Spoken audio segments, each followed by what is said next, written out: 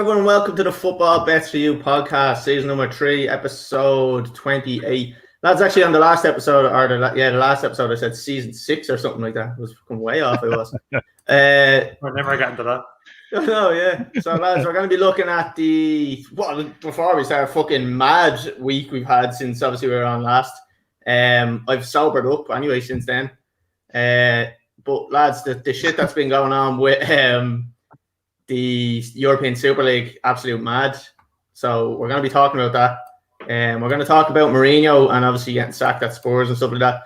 There's going to be a lot in this one, lads, so we're going to just fly through the score predictions. We're not going to spend too much time on any of the games. We'll give quick kind of personal analysis and then jump on to a score prediction, a goal scorer. So, yeah, lads, the first thing we're going to jump into this week is...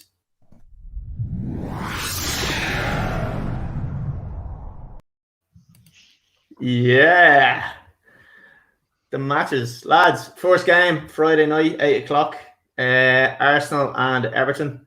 Arsenal are 17-20. The draw is 5-2, and Everton are 11-5. Chris, coming to you first. What do you make of this match? Like I said, just we'll have a quick little kind of what you think is going to happen. A quick little analysis on it, and then give us your score prediction and your first scorer then as well.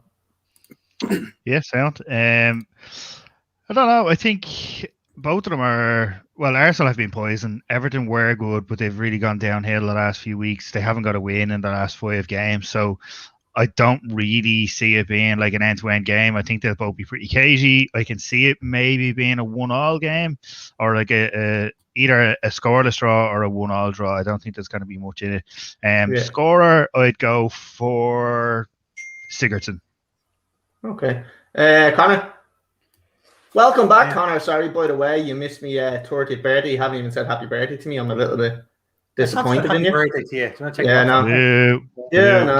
but not to the world, so it doesn't count. Well, yeah, I'll say happy birthday on your 31st then when we come back next week. Very grand. Optimistic for the pod, by the way. I'll be here. That's still going. Don't know if still be alive. Like I'm 30 years of age now. It could be any day when I go. Could be. Hard to look past what Chris had said. I can't see it being too exciting. Either side are exactly in form. The way Arsenal played last week against Fulham, they should have been beaten. I know Ward will probably say differently because Fulham are poison. But they didn't deserve points against Fulham. Didn't deserve a point, I should say. Everton as well, shaky last week when playing an out-of-sort Spurs side. So, yeah, I'm going to go draw. I'm going to go 2-2 instead. And I'm going to go with... is Aubameyang back from malaria, actually? Don't think so. I haven't seen that. You said that like he was gone on holiday to malaria. He was. He just nipped off. He's like, stag do, I think it was. Still away. It was a stags, I think, in malaria. Good spot. Yeah, I don't think he's been kind of like declared back. Yeah, okay. I'll stick with Lacazette then for a goal scorer. Okay, Lala. I think Everton are going to nick this. Look, I know that neither team have been on form. I thought Arsenal were dismal against Fulham, but in Everton drew against Spurs. They came from behind to go 2-1 up, and then lost the lead. Then so I reckon Everton are going to win. So I'm going to say 2-1 Everton. Okay, and goal scorer. Do you know what, Connor? I don't even know what scoreline you said. Did you say Everton were going to win? No, I was laughing at your use of the word abysmal. Abysmal? It's a mixture of abysmal and... I love it. Something else. I did try to correct myself because I knew. I could see Collie at the same time going... Yeah, I was like looking at everyone's face. I was like, please tell me someone real got that. Like, look, I'm just trying to really watch my language. I'm going to say 2-1, and it's going to be Gylfi Sigurdsson's banging in some goals, so I'll go with him. Okay, careful with the old use of Gylf there. Water. Don't worry. Don't worry, Lalo. I didn't pick up on that pronunciation issue. I never do. Well, there's only one reason Arsenal are in the Super League, and that's because they're a top-notch quality side. So I'm actually going to go for an Everton 1-0 win with Lucas Digne to score the winner.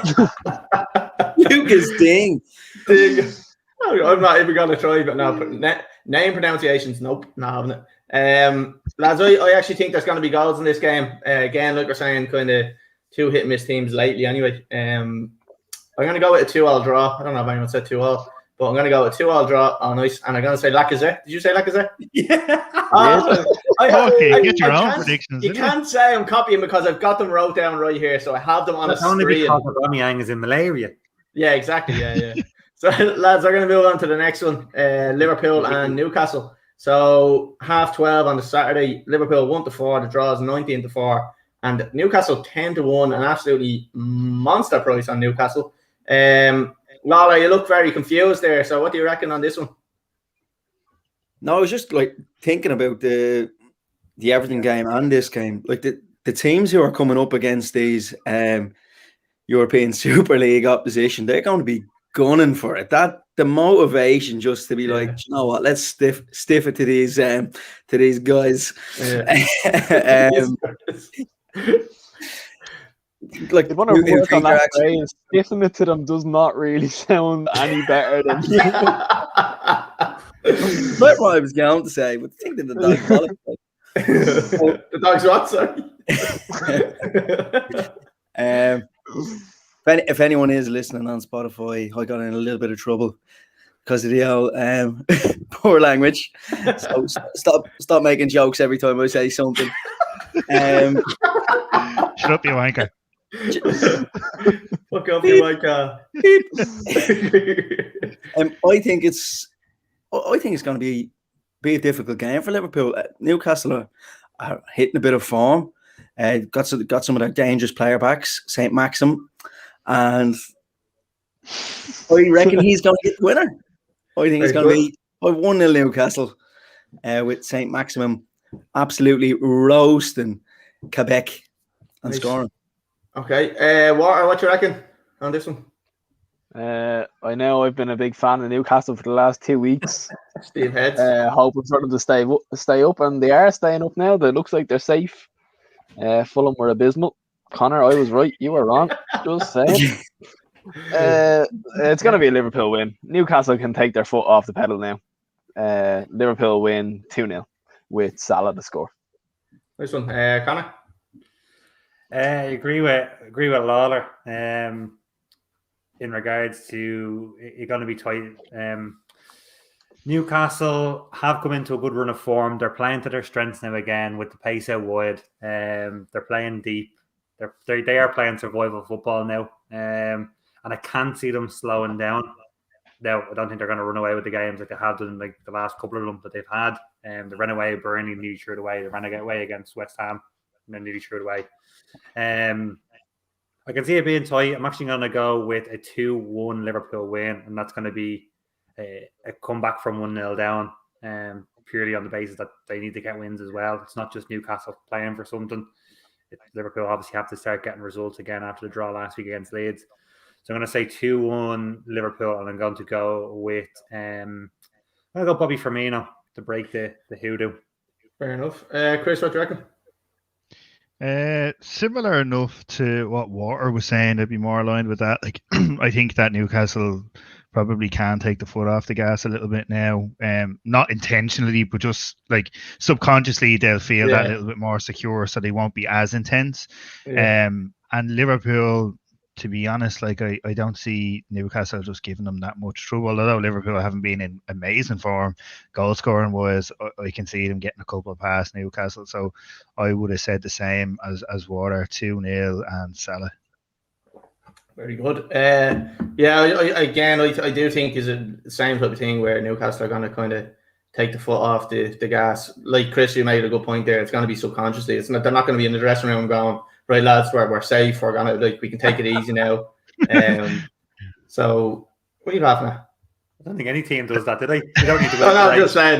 Take it easy. I just saying, like, if our relegation team, like their whole pressure would have been just on staying up, and now they've got over that little hump. So but I don't think they're gonna do it obviously on purpose, but I think they'll subconsciously do it, like Chris was saying. So I do think that Liverpool will get the win. Obviously, Liverpool are still fighting for fourth place, so it's going to mean a lot more to them now at the moment. Anyway, And I'm going to go with a 2-1 win, and I'm going to say Jota to get the first goal. Lads, we'll move on to the next one. It's actually probably the game of the week. I always say that about Chelsea game, but probably is this one. Saturday at 5:30, West Ham versus Chelsea. What are you laughing at? Game of the week when... How can you say it's game of the week when Leeds are playing United? Oh, fuck off. No, that doesn't mean that. This is a game of the week. Come on. 5:30, West Ham and Chelsea. Game of the week. I should get some sort of like little sound thing. Game of the week. So you should have like a little thing on the podcast like you have for the predictions. When you think it's game of the week, you press it. Game of the week, yeah. Next year we'll have to work on that now. On Friday in work, just sending videos for the pod. Yeah. What do you think it is, lads? Yeah. Lads, got in trouble in work. Don't be calling them out. We'll have to take that one out. 15-4 for West Ham, 11-4 for the draw, and 8-11 for Chelsea. Connor, what do you reckon is going to happen on this one? How do you see this one going? Obviously, West Ham banging form, Chelsea not really hitting a little bit of a dip, but obviously not getting the results they wanted there recently. Obviously the 0-0 draw against Brighton and stuff. So, what do you make of this game? You know, West Ham were dominated by Newcastle last weekend as well. Yeah, true. Yeah, they were blessed to come back into the game and push it as close as it ended up being. I'm going to go with the way that I obviously wanted to go. And as the Liverpool support, we kind of need a draw. We need both sides dropping points in the unfortunate circumstance of being like 7th or whatever Liverpool are at the moment. So I do think neither side will want to lose. I think that's what will lead to a low score and draw, if not 0-0 and 1-1. So I'm going to go 1-1, and I'm going to say Christian Pulisic. All right, nice one. Chris? No, I think it probably is game of the week in terms of like the footballing part of it. If fans were there in the stadium, I think I'd have been looking forward to that Leeds United game a lot more. But yeah, footballing was. Chelsea West Ham was tasty enough at the yeah, I know, but like the history that's there behind that Leeds United, and because they've only come back up into league, I think a lot of United fans would have been looking forward to this fixture. But it is a little bit different now with the fans not being there. It would have been an absolute dungeon to go into for United, so it's easier for us if anything. But anyway, this game, I actually think it's going to fall into the category of one of those kind of revenge games or whatever. The bitterness is going to come in, like Lawler was saying, for those clubs that weren't considered the big six. And I think West Ham are probably one of the ones that are going to be the most hungry to prove a point because of where they actually are in the table. Plus the fact that it's a derby and they're on level on points. I just think that there's so much more motivation for West Ham in this game than there is for Chelsea. Obviously, Chelsea always want to win, but I just think that West Ham are going to come out absolutely flying. I think it'll be a high scoring game. I'm going to go for a 3-2 win for West Ham. Okay. I can see Chelsea probably scoring first through maybe. Is Tammy playing? Is he? Actually, not. He's in the squad. Hasn't played in ages. I'll go for James to get a goal, and West Ham 3-2. Connor, what do you make? I mean, if I tell you again, it's fine. Oh, sorry, water. Sorry, water. Oh, I love it. I'm actually going to go the opposite to Chris here. I think it's definitely going to be a high-scoring game, but I gave you the vote. I gave you the vote on the game week anyway. We'll get into that. We'll get to that. Oh yeah. I'm going to go for a Chelsea 3-2 win. I think West Ham are going to go 2 up in the first 20 minutes. I'm going to make a bold prediction there, and I'm going to get Hudson-Odoi to score the winner. Okay. Laura? Yeah, there'll be 12 throw-ins in the first half. I reckon. 5 corners. Yeah, like I think it will be a high-scoring game, like the lad said. Chris's prediction was the exact result it was in West Ham last year. It was 3-2 to West Ham there, but Chelsea tonked West Ham earlier on in the year 3-0. But I think West Ham are going to be gunning for revenge. Yeah, I find it hard to go against Chelsea because I think under Tuchel they've been absolutely solid and they're really getting the results. But will they have an eye on the Champions League? even though they don't want to be in it. So I think, I think West Ham are going to pull away with this one, and I think it's going to be 2-1 West Ham. Ooh, And I can't look by my best mate, Jesse Lingard. Do you know what? I think I said it. Right. For some reason now, I seen a video of him on TikTok and he was dancing in the dressing room, and I was a lot less disgusted than I would have been if I had seen him doing that in the United dressing room. Like, I was like, you know what? He's playing good. I was like, you get away with them when you play well, don't you? When yeah, you don't play well, like, you keep up that shit. You're like, I was like, do you know what? Actually, halfway through the video, I was showing one of the lads in the work. I was like, he's actually a good dancer as well. Look at that. That's mad, isn't it? So, it's like the lad who comes up to training in the bright white boots, and you have to, like, we had a lad come up to train last night in a pair of bright white boots. Like, you're gonna have to play well. You can't be wearing them and be rubbish. Like, you plug in the GA team there that you're looking for players, is it? When's training? Monday night, is it? Wednesday nights, 7:30, Ealing Trailfinders in London. If anyone's in London and listening, St. Patrick's GA club. Yeah, so we've all given score predictions, lads. I'm going to jump into my one. I actually think it's going to be tight as well, like you are saying. And I think there's going to be a goal from both teams. I think it's going to be 1-1. Usually I go with Chelsea, but I just think that Chelsea are giving away a lot of chances. Sorry, not giving away a lot of chances, missing a lot of chances. So I think they might nick one, and I think they might go ahead, but I think West Ham will probably equalise, and it's going to be a 1-1 draw. So that's what I'm going with, lads. 1-1 draw, and 4-0, sorry, to score. Right, lads, the last one on Saturday, 8 o'clock, Sheffield United versus Brighton. 17-4 for Sheffield United, 13-5 for the draw, and 7-10 for Brighton. Water, we'll come to you on this one first. What do you think is going to happen here with Brighton? Absolute borefest. Brighton wise, I think they're going to stay up because Fulham are fucking shy, and Fulham are going down. As I said to you before, down, baby. Can I get a ho? Yeah. Oh yeah. Why does when Water do it, it feels like your dad doing it? You're like, don't. Isn't it a bit weird that even if it did sound like your dad doing it, Collie replied to it, not a bother to him? If someone wants they're getting the easy bit to get me around. Look, I think Brighton have something to play for. They're fighting relegation. I think they do have a good points cushion. Sheffield haven't got anything to play for. I can see it being probably a 2-1 Brighton win. I don't know any player. Oh no, Mopay. I get Mopay to score. I actually do know another player apart from those. That's brilliant. So you got Mopay for score? He's gone. Lawler, what do you reckon? I'd leave as well after that. What do you reckon? Give a prediction, then be like, I don't actually know any players that play from there. Do you know what? I actually think the opposite of what Kieran said there. They've nothing to play for, but like another point is you always see it with teams who have already been relegated. There's no pressure on them. They can play freely.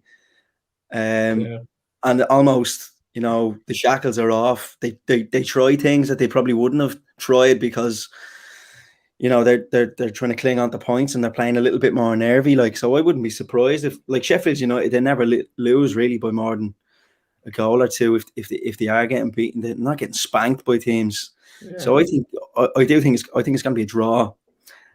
Sheffield could nick it, but I think I'll go with a 1-1 draw. Just goal scorer, and the Stevens, just for for shits and giggles. Sheffield United got beaten 3-0 by Arsenal there 2 weeks ago, but Leicester the week before. Yeah, but fairness, like, it doesn't often happen. But so we'll allow it. That's not. They didn't have John Egan. John Egan was suspended, and he got after getting sent off. So come on, lads.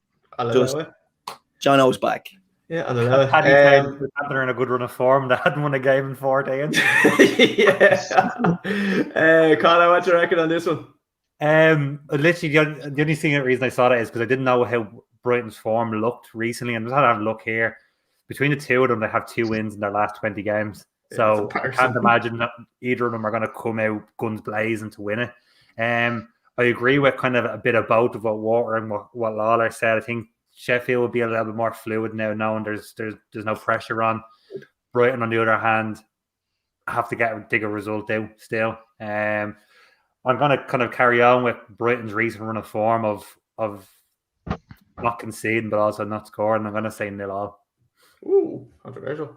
Chris, what do you reckon? I actually think Brighton are going to come out flying because not because of their ability, but purely because of what it means. Exactly, like they need to get the points on the board, and they'll be looking at it like, if you think about yourself, you've played teams where you've heard during the week, oh, they're doing terrible this season, and you, in your mind, you build up a little bit of confidence. So I can only imagine what it's happening at that level, where they know that they're going in against a team that they feel they should be coming out flying. And if they were going to be anybody, it'd be Sheffield. So, and they do have, I mean, Brighton have a much better squad, in my opinion, anyway. Chris, so before you go any further, just realise that if you say Brighton are going to win and they're going to score, you have to know a player who plays for Brighton. Just so you know, I know at least one. So yeah, I think Brighton are going to win 2-0, and I'll say Welbeck to score. Welbeck and Glenn Murray. I'm the same as you, Chris. I think that Brighton will get the win, but I don't think they're going to be. I don't think they're going to win it by a big margin or anything like that. I'm just going to go with a 1-0 win, and I have Pascal Gross. Is it Gross? Gross, yeah, that's how you pronounce it. Grob is how he spells it. No, it's not a B. It's a German letter. It sounds like a double S. 9. Right, so I'm going to go with him to score, and 1-0. Lads, we're going to break up here. So I think I think we done it last week, and it worked out pretty well. Kind of broke up the long talk of the matches. So we're going to go into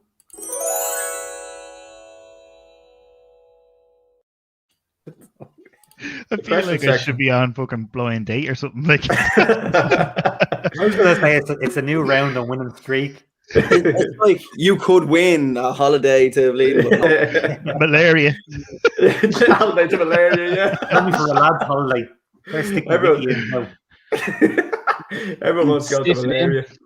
Lads, we have a couple of questions in this week, so we're going to do this in 2 sections. So these 2 won't be too long, I don't think. The other 2 are probably going to be a bit more juicier. So the first one we have in is from Habs Litz. Do you think that Lingard will ever win the Premier League? So I presume he can only imagine that he's gone back to Man United, and I presume he's obviously not asking that he's not expecting him to stay at West Ham and winning it with West Ham. So do we reckon he could even warrant a move to a bigger team than West Ham in terms of would a Liverpool look for him? No, doubt it. Who else would even be challenging? Man City? No chance. Chelsea? Don't think so. Leicester's not a bad shout. Yeah, you could possibly go there. But will United want to sell him after this season? If they get the right money, 100%. That's the whole point. Is it's putting him out in the shop window and trying to get United know he's capable of doing good things, but he's just not going to get in at United. So the whole point in getting him out on loan is to get him out in the shop window.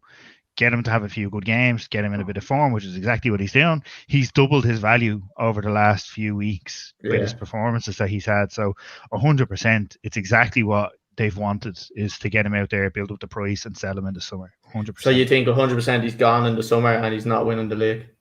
Yeah, well, I mean, you have to look at it from both sides. United want him gone. West Ham, why wouldn't they want to keep him? So it's a marriage of convenience now for both clubs. Once they can find a price that they agree on, it's a done deal, 100%. And the whole not winning 50 quid. But the whole I think it was Paddy maybe made a point United could use that deal as leverage for the likes of Declan Rice or something if they wanted to try and prize him away the other way. So I mean, maybe he is going to be part of a deal or part of the negotiation. So I mean, either way, the whole will he ever win a league? I'm pretty sure he's won it with United. I think he probably has, yeah. So he already has. I did slightly change up the question because it did say, "Will he win the league? Will he win the league next year?" But I changed it up just a little bit, so just so we could have. Will he ever win another one in the future? Probably not. Yeah. So that's what I was unless like the likes of like the Big 16 actually happens and the 6 teams are gone from the league. And West Ham have a great chance of winning it. Yeah. These are top 2 team then. Does anyone else have any other opinions on that? Or are we all the same kind of opinion on that? Don't see him doing nothing else with. He's never won the Premier League. No. Well, there you go. See, I knew that was a reason I changed that question. I knew he hadn't won one. Like, so lads, we're all saying no on him ever winning the league. We all agreeing on that? Yeah, I can't see it now. We always make the joke about young Jesse Lingard, and obviously he's not. Yeah, so he's not young. I think he's past a big money move to a top club who are challenging to your Cities, Uniteds, Chelsea's, Liverpool's. Even Leicester, I think, doesn't suit him. I don't think he has that style to replace, say, Jamie Vardy when Vardy was to retire. Paddy reckons he could. We just have a question there, a comment in there. So obviously Paddy that's on the podcast is dying of man flu today as vagina sore. So he's had to sit this one out. So he just sent in a message to us there. Lingard could definitely come back to United.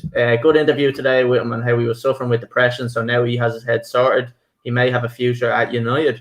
How could you trust a comment from someone whose picture is them playing guitar? Well, it goes with his name. He does have Patrick Sheridan music, so I mean, it all adds up. Our surname. Yeah. Can I just stop something and address something? That was a terrible effort having a go at Paddy. No, yeah. Absolutely terrible effort. It's almost as bad as when you told Chris to grow up or saying that. I said it was too old to grow up. Fucking Vidic and Ferdinand. Like, come on. You are better. Well, you're not, but you're a little bit better than that. You are better than that. I don't want to be a back and forth. Just accept it and move on. Yeah. No, that was my best. That's the best I've got. That's pretty much it. Lads, the next question comes from DeFlying Save 08. Do you think Harry Kane will be fit for Sunday? Don't know, lads. He obviously didn't play. Water. What? Harry Kane will be fit for Sunday. Yeah, go on, Water. What do you think? You're his physio, aren't you? Well, it's an ankle injury. I looked at the video of him rolling the ankle, but he has glass ankles anyway, so he's going to be fit. They'll strap it up. He's going to play, without a doubt. Harry Kane, or Spurs without Harry Kane, is just less threatening. So you'd even put him on for the first 20 minutes. All right, Michael on. They hardly ever win when they don't score. So lads, we're saying, so what reckons Harry Kane's going to be fit? Just a quick one, we won't go into it because we are going to cover that game just at the end of our fixtures. So do you reckon that Spurs have a chance of winning with Kane, and then if he doesn't play, have zero chance, or do you reckon they've still slightly got a chance? Connor, what do you reckon? Do you reckon like if he's there, they've definitely an actual chance, and if he's not there, they've no chance? Or do you reckon that someone will fill in for him? Like, I don't know how fit he is. So like they still, if they don't have a chance without Kane, they haven't got a chance with a 30% fit Kane. Do you know? Yeah. So it depends on how close he is to getting back. If he's a week away or a couple of days away, as Water said, they will play him. It's the biggest game of their season. Looking at that top 4 battle, I don't see Spurs probably being in it. To be honest, I think it's going to be West Ham, Chelsea, Liverpool. I know they're up there higher, but they have a harder run in. Chelsea's run in is not fucking pretty. Chelsea have West Ham. They've got I think they've Fulham next week. They've Man City. They've Arsenal, and they've Leicester. They've Arsenal. Yeah, I know, but like, it means something. But I don't think Spurs is too dissimilar from it. Because they have City. Yeah. They have City. I don't know about United now. But they have. Not sure. I don't think United have United. But they need to win. They need to win something. So I think it is the biggest game. If he is close to being back fit, they'll play him. But if he's not close, and if he's still fucking 3-4 weeks, a month away, he's not going to play. And you can't force it. The question: do you think he'd be fit for Sunday? No, but do you think he'll play on Sunday? Yes. I don't know. Yeah. Fully fit. Yeah. Maybe I should have changed that one up a little bit. Should he been fully fit? No. Yeah, he's not. He's not going to be fit. There's no way he's going to be fully fit. Going to play. He's the fucking captain. But but you think like even if he's not fully fit, like with Jose gone, them having the interim manager in, with the size of the game and what it means to the club, like him being the leader, he is 100%. He's going to be trying to get himself out there, even if he only lasts an hour.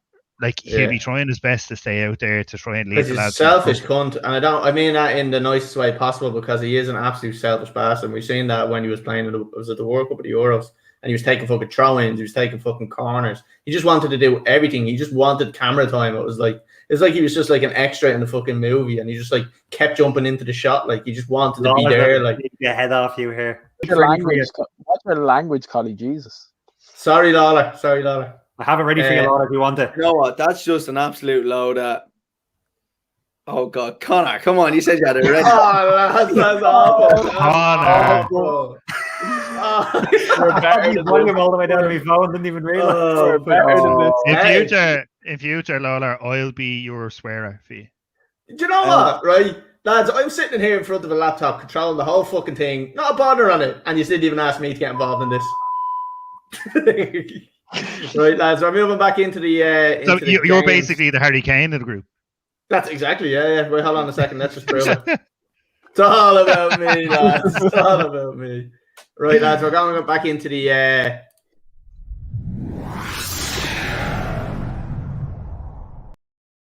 Predictions.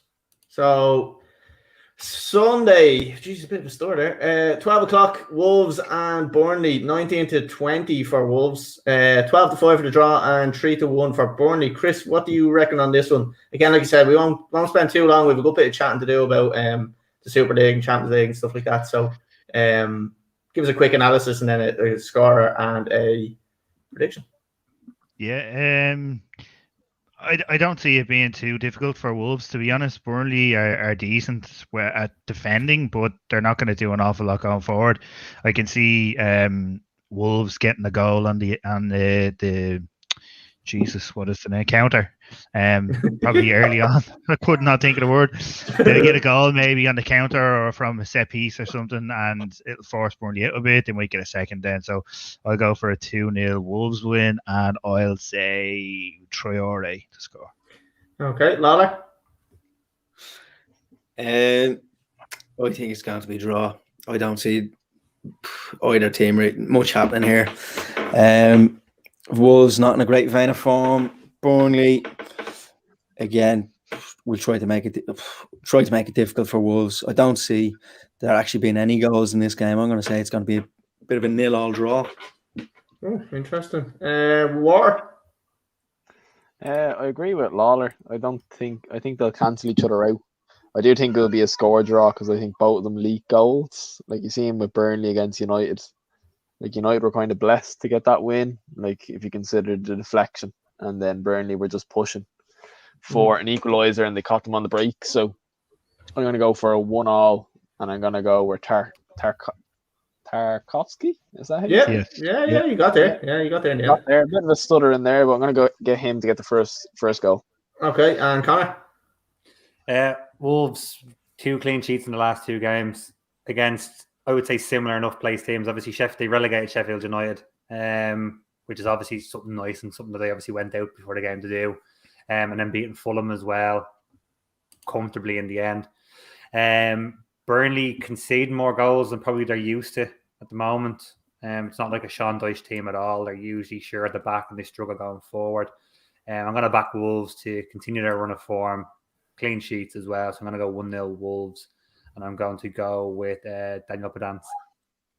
Oh, nice one. Yeah, I actually did you say Wolves to win? Was it? Sorry, Wolves 1-0. Yeah.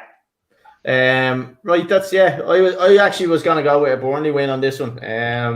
But just for some reason, just because they're kind of slipping in towards that relegation battle, they just might give them a little bit of a kick up the arse. But yeah, after kind of second thinking about it, no, do you know what? Going with me fucking gut. I have 2-1 Burnley here with Dwight McNeil to score for, so I'm going to stick with it. I'm going to say 2-1 to Burnley. I did fancy their price, so that was another reason why I threw them in there. So yeah, I'm going to go with Burnley to win 2-1 and McNeil to score first. Lads, we're on to the second best game of the week. Sunday, 2 o'clock, Leeds and United. Lads, this is one that, like Chris was saying earlier on, if the fans were in the stadium, this would have been a fucking great match, especially in the Leeds stadium. 14-5 for Leeds, 14-5 for the draw, same price, and 17-20 for United. So good prices all around, lads. What coming to you, obviously being the United fan, what do you think's going to happen here? And like I said, we won't spend too long on it, but just a quick one on like maybe just the lack of fans and how that might play a little bit different on what it would be like if the fans were there. Like, do you reckon it would give kind of Leeds a bit more motivation, or do you reckon it kind of allows them to play the way they want to play without any pressure from the crowd? I think Leeds had the opportunity to kind of do it against the top six when they were playing Liverpool, because they came out with the T-shirts and stuff like that. So I think they were like kind of pumped up for that one. The last United game I was at was United versus Leeds, and the thing was absolutely hopping. Yeah. And the Mikael Silvestre getting the winner, winning 2-1. The odd person you'd see score a winner. But Leeds have been quite good at the back of late. Like, they're not conceding many. Usually when you think of Leeds, you think of high scoring goals, but also leaking at the back, and they've really shored that up. So I think they'll definitely be in the Premier League for a long time now to come. United, they're just grinding out results. They're grinding. I think Greenwood is going to score again, continue his good run of form. I'm going to go with 3-1 United. Okay. Greenwood score, you're saying? Yeah. Obviously, we have to address the whole Greenwood thing, because I think Chris did come out with the boldest statement I've ever heard. Now, I did say it to him after that, maybe the next day or two, and he did say he was a bottle of wine deep, so that could have been the cause. So I'm going to give you a chance here, Chris. Do you want to retract that statement, or do you want to leave it? Let it stand? Never. Let it stand. Okay, fair enough. Tell us what you think of this game anyway, Chris. We'll go on to you. Yeah, very similar to what, as I said before. I think if the fans are there, it's a completely different atmosphere, and it would have been a lot more difficult for United to go in and kind of settle into the game quicker. So I can see United grinding the game out and kind of taking control. But I think these are the types of games that United actually do well in. I normally, the likes of Burnley last week, I would have been more worried, because I think those types of games are a lot more unpredictable for United. Whereas I think the likes of Leeds, we know what they're about. We know what they're going to do. We know they want to try and play football, which suits us. So I personally think United are going to go in and play pretty well, control the game. I could see Fernandes kind of kicking back in this week. I think he's been off the boil a little bit. He's obviously been crucial to the team. Even when he has a bad game, he's still involved in most of the big plays. But I can see him coming back in with at least an assist. But goal scorer, I'll say Cavani, and I'll say United 2-1. Okay. Connor, what do you reckon? Yeah, look, if you said I would have said this game probably about 8-9 weeks ago, you would have said it's going to be a high score. It's going to be United 5-2, or it's going to be United 4-3 or 4-all. I think Leeds have changed a little bit recently. I don't know if it's because of the injuries they've had at the back, or like I know missing Calvin Phillips and stuff for so long, they end up starting to drop a little bit deeper, and it's kind of suiting them now. They're not pissing as many goals away as they were.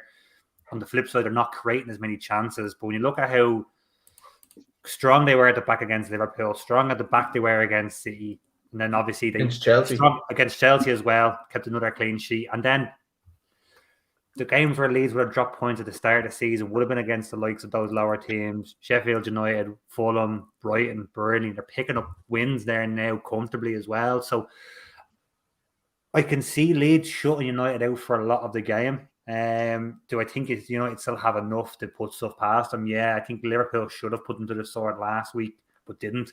I think United have that cutting edge this season that Liverpool just don't have. With the likes of the form that it's still an outrageous comment, but the form that Greenwood is in at the moment, it's enough to get past the Leeds side. Doesn't mean he cuts open Barcelona and Real Madrid and PSG on a weekly basis. And now wins the Ballon d'Or then. But I can see it being not the game that we thought it probably would have been. I can see it being a lot lower scoring. So I'm actually going to go United 1-0, and I'm going to go with Fernandes. Okay, and Lawler, being a United fan as well, what do you reckon? I can see where Connor's coming from with regards to the change of the Leeds play. of late. It'd be interesting to see what Leeds side turns up because of the game that it is. There's going to be a lot of emotion in there. A lot of will they go back to their old selves and really want to drive on and come at United, which will really suit United, especially being at Ellen Road. If Leeds come out, I think that suits United playing counter-attack football. I wouldn't be surprised if Dan James gets a bit of a run out because like the way to play against Leeds seems to be having pacey players running against them. I wouldn't be surprised if you see him getting a start even or definitely making an appearance. If Leeds come out, United, I could see them picking them off on the break. But I can also see Leeds scoring. You know, Harry Maguire and Lindelof have never filled me with confidence. So I wouldn't be surprised if they leak a goal, not picking up a runner or getting caught coming out with the ball from the back. So I'm going to go 2-1 United. I do think we will get the win, but I wouldn't be surprised if we make it difficult for ourselves and go 1-0 down and have to come from behind. Yeah, seems to be our trademark. So I'm going to say 2-1 United, and I'm gonna go with a goal by the naked chef, Marcus Rashford, who's brought out his cookery book this week. Being on host. What was your most interesting recipe? Oh, the stir fry. Stir fry, you just chuck everything in, like, you know. Nothing to it. Literally anything can go in it, like. Get any hoops and a few Liga biscuits. Right, lads, we're going to move on. I'll just give you my quick prediction there. I have it wrote down here. So I've gone with a 3-1 win for United, and I'm going to go with Cavani to score. I just think United are, like Lawler saying, just going to pick them off at will. They are going to, like, although kind of you were saying they've been playing a little bit deeper, there is still kind of gaps between the lines, and they are higher than your average team. So I do think they'll probably catch them a couple of times, and they'll probably make a few mistakes. I'm not confident in the goalkeeper they have, so yeah, he's always liable for a mistake or two. Lads, we're moving on. Villa and West Brom, 7 o'clock, 4-5 for Villa, 13-5 to draw, and 7-2 for West Brom. Again, lads, just on this one, quick score prediction on this. Nothing much to talk about. Connor, what do you reckon?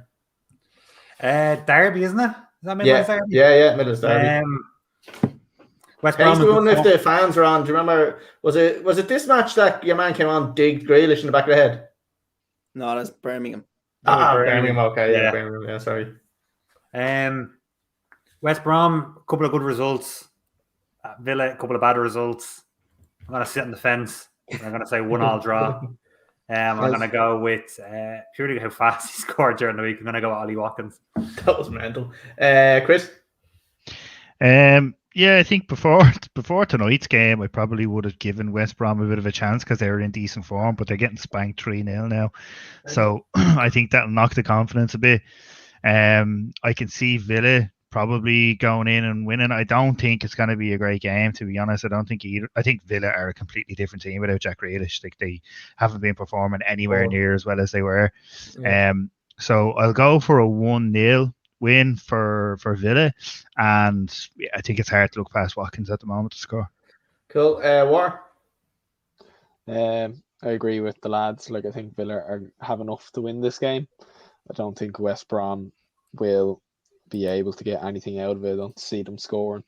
I'm going to go with 2-0 Villa, and I'm going to go with the fella that scored against City, McGinn. I don't think Watkins scored. McGinn scored after a minute. Yeah. Oh, yeah. Ollie Watkins did. Yeah, Watkins did. Are we on to Laura? I'm going to go with a Villa win here. West Brom getting spanked. No, it was McGinn that scored. See, I think it was changed. No, it wasn't. It's down as McGinn. No, I mean, like, Live Score put it up as Ollie Watkins and then amended it afterwards by the looks of it. Controversial. Yeah. Lawler knows everything. Lads, get your facts straight, man. VAR. Go on. Anyway, we'll continue with this one. I'm going to go with a Villa win here. West Brom getting spanked at the minute. Callum Robinson whipped off. I think Ollie Watkins skins Dara O'Shea back in the net. Very good. And yeah, okay. I'm going to go with a 1-all Really good draw. this game. Yeah, no one does. 1-all draw. I'm going with Bertrand Traore to score. Lads, we'll move on to the last game of the week. Thank God. Yeah, on Monday night, Leicester and Palace 4-9. This week, or these fucking fixtures this week, is probably the most boring fixtures I've ever seen in my life. Actually, you know what? They're actually probably not. It's just we want to talk about the other thing so much. Yeah. Just now interested in doing this. Even So under an Leicester hour and Palace, lads, 4-9 for Leicester, 16-5 for the draw, and 13-2 for Palace. We'll just fly through it. Quick score prediction and goal scorer, please. Connor. 2-0 Leicester, Iheanacho. Okay, Lawler. 3-1 Leicester. Iheanacho. Chris. 2-0 Leicester, Vardy. Water. 1-0 Leicester. Own Wait, goal by Oh, Zaha. goal. Oh, I love it. There's always one. Always one. Yeah, there'll be an own goal now, and he'll be fucking smitten. I know. Yeah. I got to completely mind fuck him. Who's scoring that own goal? I said Zaha. Oh, okay. You listen. Own Sorry. goal. All the defensive work. You all did Again, in the no goal box. speed back that far. Lads, I've gone 2-1 to Leicester and Iheanacho to score. Lads, the last thing we're moving on to, just the last game, is the Carabao Cup on Sunday. So City and Spurs. Lads, obviously we were talking about a little bit about Mourinho and stuff earlier. So look, obviously I want to just talk about Mourinho being sacked. We did have it as a question for later as well. Do you think, did you think they stood a chance with Mourinho in charge, and do you think it makes a difference now that Mason is there? It's just a mad one to bring him in for the rest of the season, especially when, to me, the sacking was just completely fucking mind-boggling, and it was almost like he tried to do it. I don't know if he's heard that the little soundbite from Jamie Redknapp saying that it's basically it costs him a lot less to sack him when he's in this position than when he's higher up the table. So if he's done that, fuck me, man. That's fucking madness. But if you want any manager going into a final against a City team, it's probably Mourinho. It's just an expert at getting fucking results against big teams. So, lads, how do we see this one going? Go on, Connor. So I was just going to say, whatever about the Redknapp audio clip and the position and another, I'd be more inclined to agree with Gary Neville as to one, he was either trying to sweep it under the rug because no one gave a shit about Mourinho getting sacked on Monday morning because other shit was going on, or two, it would have been much harder against the fans if he had went into the weekend and obviously they're not favourites to win it, but fluked the final because of how good he is in the finals and won it. It's a lot harder to get rid of him than this summer having silverware they haven't won in whatever it is 8-9 years. Yeah. So I'd be more inclined to say that second one, it was perfect timing and everything just came together for Daniel Levy to say, do you know what, here's the bullet. Yeah. Lala, what do you reckon?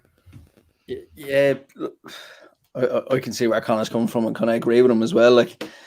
We've been saying it on here for weeks, that the writing was on the wall. Daniel Levy wasn't going to sit on his hands, but I was convinced he'd get until after the cup game. Yeah. Why sack a manager going into your first final in 20 odd years? Yeah. And that manager has never lost the cup final in normal time and has won 11 out of his 13 cup finals.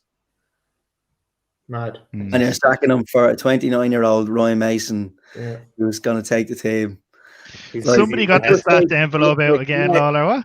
Huh? Said somebody got the stats envelope out again. Yeah. Didn't look like Spurs' last cup. Isn't that mental? I'm just going to correct him. Although he got the stat book out, Spurs were in Champions League final in 2019. Yeah. Hold on. 2 years ago. Hold on. I said he said a cup final. No. He said no. he hasn't. He said he hasn't lost a cup final in 90 minutes. No, but he said it was Spurs' first one in 20 years. Yeah. Sorry. They won the FA Cup 10 years ago, I think, as well. It was their first. They haven't won a title in ever. A trophy. Don't try to recover it. Don't try to recover it. No, you're good. It's not bad. It's a losing battle. The second part was good, though. Yeah. Ask Robbie. Sounded great, though. Yeah, no, I believed you until I knew Connor was 100% going to pull it up, and I actually tweaked it as well. Hold Usually on. I let that The shit rest of slide. it- the rest of it, you're sacking a manager the week before the final, and he's never lost a cup final in 90 minutes, and he's won 11 out of 13 cup You're dead finals. right, but you were wrong a little bit as well. That's all we're saying. Yeah, you're spot on with your whole the timing of it is absolutely fucking madness. That like we watched the Spurs documentary thing, and you see how Daniel Levy operates. Like the likes of even Sack and Poch, like it was very kind of Sudden. yeah, it was really kind of sudden, but it was surprising as well. Like yeah, I just thought it was weird. And Chris, what do you reckon? Like Spurs are kind of looking at this. Like you reckon they're trying to hold off for a penalty shootout now at this stage? Like, listen, it's hard to say. You can't really go into a game against City with those kind of hopes. Like, yeah, it's too unpredictable. You need to go in and just do your best to make the most of your chances. Don't give away silly opportunities to City because they will punish you. They've got the quality. But I think like the whole Mourinho thing makes absolutely no sense in terms of the timing of it. Like, it absolutely makes sense to get rid of him, but the timing of it is just absolutely ridiculous. So I don't know. Like, I mean, I personally don't think that they have any less of a chance because he's gone. But they definitely would have had more of a chance of grinding out the result with his game management if it was a tight game, I think. But like I can still see City going on to spank them, to be honest. Like I don't think Spurs have enough to put it up against them. Yeah, what do you reckon more? Sorry, War. I was just going to say I wouldn't be surprised if Spurs already have an agreement with the likes of Julian Nagelsmann or somebody in place. Yeah, they're just waiting for the season to finish. What about an Eddie Howe there? No, don't see it working now. Is he not going to Celtic now? No, he's holding out, I think, for somewhere else, and Celtic are being left on the long finger. Do you blame him? yeah, exactly. Yeah, don't blame him there. Sorry, back to you there. Top manager. I can't see City not winning this. Like they're just too good. Spurs, without a fully fit, and I think we all know Harry Kane is not going to be 100%. He's going to be feeling his ankle in some way, shape, or form. He'll be taped up. He'll be taking painkillers. He might even get injections or something like that. But he's not going to be moving 100%. Son gives them a chance. Bale, if he wants to run, but does he really? You know, he got a goal there the other day. Finish. It was a great finish, but it just felt like he didn't work hard for it. Like, it just kind of fell to him. I don't think the motivation for him is there. Will it be now that Mourinho's gone though? Oh, I don't think so. I don't think Mourinho was the issue for him. I just don't think he's bothered. I just think he knew he wasn't going to be playing for Madrid, so come back to Spurs, play every week, which he thought was going to happen, get ready for the Euros. Didn't happen. And then go back to Madrid. Yeah. Lads, we'll fly through score predictions. Like you said, we do have a good bit to go through nearly on the hour. So, Connor, give us a score prediction there. I'm going to go 2-0 City, and I'm going to go Sterling. Okay. Lawler? I'm going to go 3-1 City. And I'm going to go with a goal from Philly Foden. Okay. Chris? I'm going to go 4-0 to City. I see them spanking them. And I will say Gondogan. Oh, yes. No. Water? Let's go 3-1 City with Foden to get the goal. Or it's Foden to get 2. Let's change that. Score it now, brace. Yeah, lads, I do think City are going to win it as well. I think it'll be 0 all at half time. I think City will probably win 2-0. So I'm going to go with 2-0 win for City, and I'm going to say Mahrez to score. So Mahrez good show for a cup game, yeah. Right, lads, we're going to move on to something that we need to address, and it is. Where is it? This one.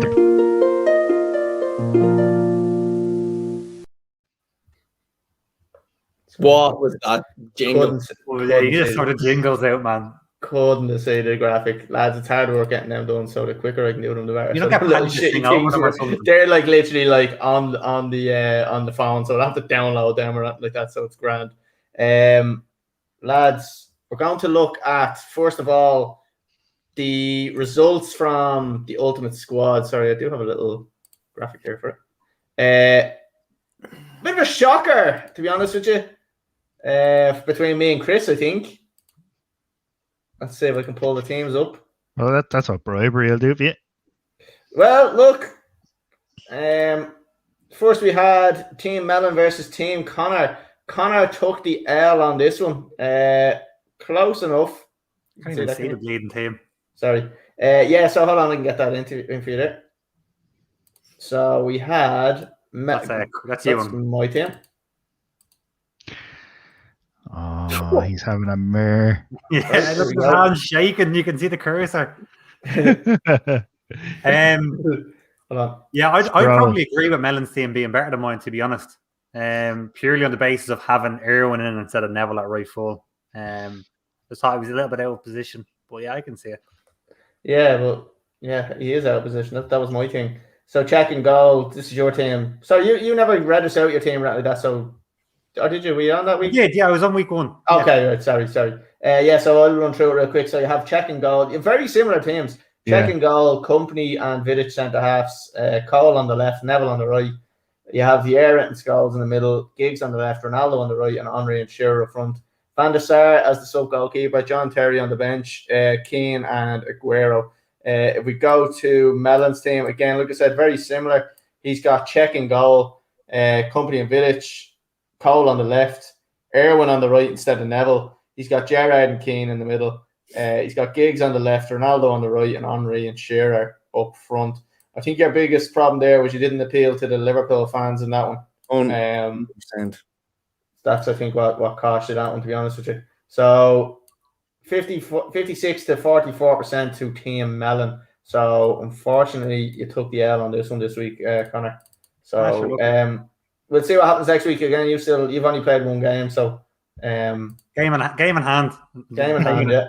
So the next one then was Team Paddy and Team Lawler. Lads, I think this may be the real reason Paddy is not on the show this week.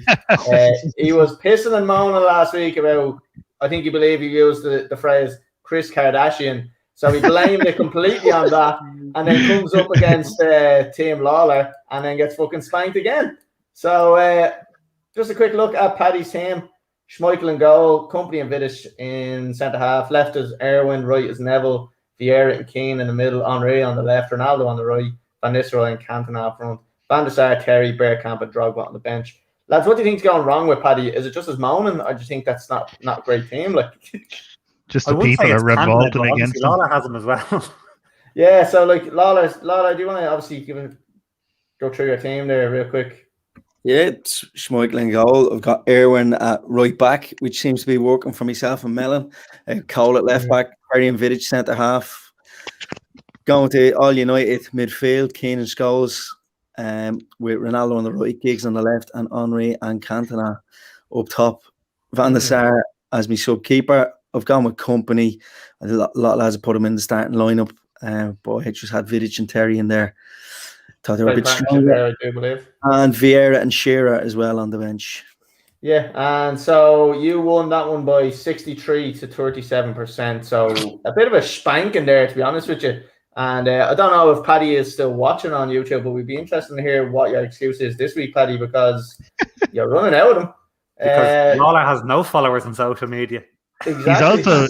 He's also the only person who broke the rules, and he's losing. So yeah.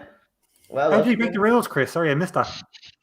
His bench. He hasn't got his bench split out into even positions. He's got two strikers on the bench. Yeah.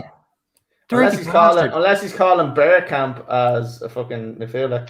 Lads, well, he's playing Henry as a midfielder, so I wouldn't be surprised. Yeah. Me and Chris, I thought this was like the highlight of me week. So winning with Ivanovic at right back. I'm sorry. Hold on a second here. Right? It's a little thing called bribery. Nope. And speaking of that, we will be doing that after this segment. I will be giving away a 20 euro free bet to one lucky person that voted for me. So stay tuned for that. So lads, just a quick run through my team. Check and goal, Company and Terry there. Ashley Cole left back, Ivanovic right back again. Like I said, for anyone that's listening, I jumped the gun on that one. Vieira and Lampard in the middle, Hazard on the left, Ronaldo on the right, Henry and Shearer up top, Van der Sar, Vidic, Keane, and Aguero on the bench. Lads, that team would win any league in the world. Don't care what anyone says. So then we have Team Chris. Chris, do you want to run through your team here?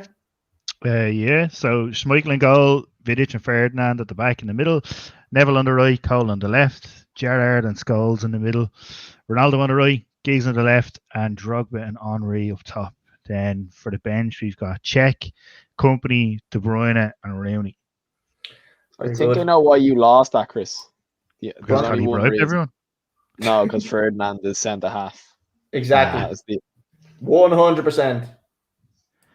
But that's like, all right, fair enough. I get that some people, like a lot of people obviously don't agree with that. But that decision makes way more sense than Ivanovic at right full. I'll agree. Well, no. Yeah, well, no. You make a strong point. You make a strong point. No, I'm not agreeing with that because John Terry should be in the team, and John Terry's not in their starting team. I just don't get it.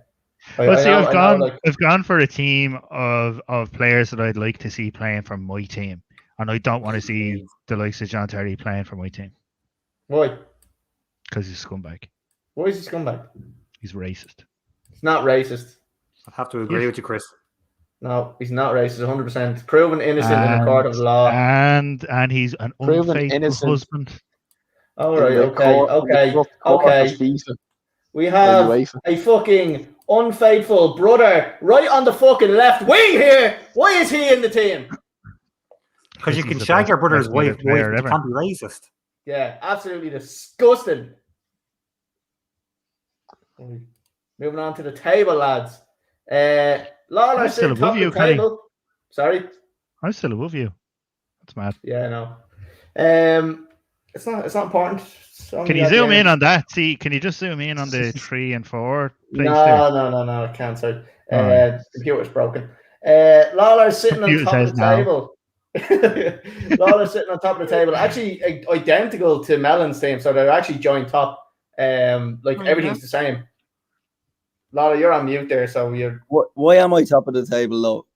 Why not? You've won 2 matches. Would it not go on alphabetical order then? I don't know. I didn't make the app. The app does it itself. Uh-huh. Maybe I added you first or something in it. I don't know. Also, L becomes before M, so you should know this.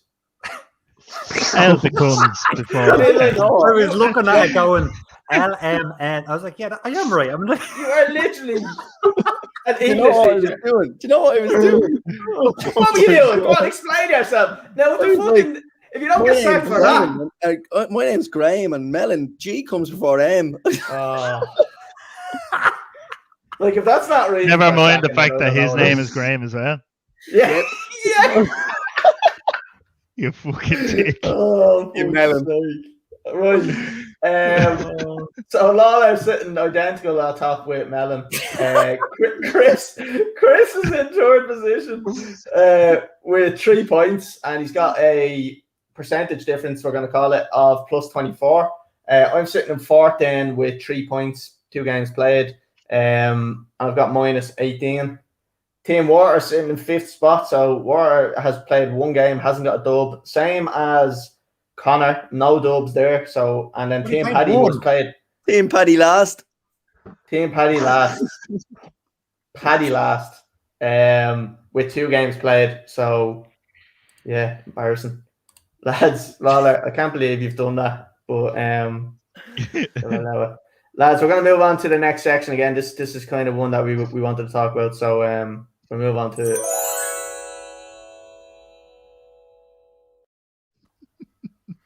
back to the question section.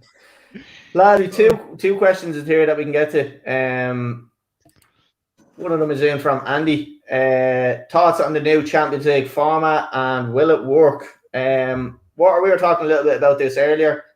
Again, obviously we all know what's going on with the Super League and stuff like that. What do you think of the new Champions League format? And can you maybe give a little explanation for people that don't know what's changing? Yeah, so basically, I'm not a fan of the new format.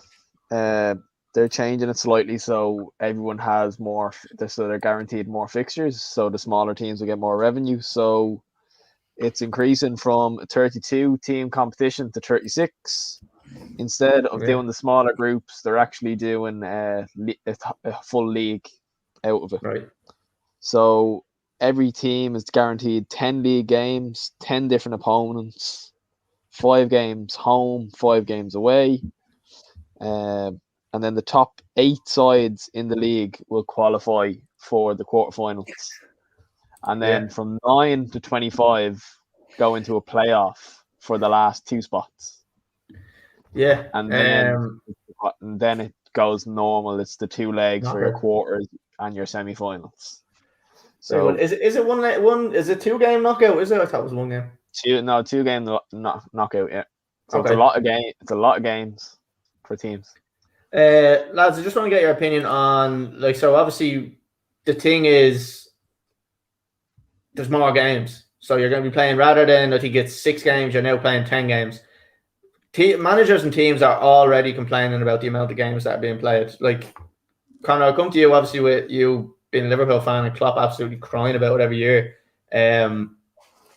What do you think? What do you think the more games? Is this just going to be a case now where the Champions League kind of loses its prestige maybe a little bit, or do you think it's going to have to be managed a bit better by the manager in terms of players playing in the league matches or as often? Yeah, you say it's too many games, but it obviously depends who you ask. It's only too many games for teams that stay in cups and that go further in the competitions. Which would be nearly all of them, though, at that level. Not for Dundalk or Shamrock Rovers who get in, who are begging for bleeding European games to get more games, to get more revenue into the league. So that's where the appeal is coming in from. How do Belarus keep their league going? They keep it going from the top team in Belarus getting 10 Champions League games and 2 of them being against Real Madrid. And that's where they get their money from, whether it's from TV rights that can be put back into the league or whatever it is. So that's where the benefit is coming from out of it. It doesn't help the bigger clubs at all. It's completely against what the bigger clubs obviously want out of a format like this. They obviously want less games going on, or games against bigger competition, because it's hard for Real Madrid to sell out the Bernabeu to play against CSKA Sofia, but it's easy for CSKA Sofia to sell out their ground against Real Madrid. So that's where the kind of toss-up has to come from between them. I think the groups still would have worked better if they just increased the groups by 1 member and had 5 in all the groups as opposed to 4. You still would have got 8 teams, or you still would have got 8 games across of it, for all teams, but it still would have made it set up a little bit better. Maybe the top teams are guaranteed, but only the top 6 of 8 groups are guaranteed to go out of it to still get your last 16, just to finish it a little bit quicker. I do think the league is going to get messy. It's going to get hard to look at, and as you say, people are going to be less interested early on until it gets to a knockout stage where people are comfortable to watch football. It's 10 games. It's 10 games, Connor. You're going to have to wait until game 8 before you start to see that league really taking shape. Yeah. That's what I'm saying. The people aren't going to be from those top teams aren't going to be interested before then. Or what if they want to get it out of the way and their first 5 games, right? We want to win these first 5 games, take the pressure off, see where we stand then, and then go. You know what I mean? So it's hard to tell from that way. That was always out of Champions League, though. If you won your first 3 games of Champions League, you're through to the next round anyway.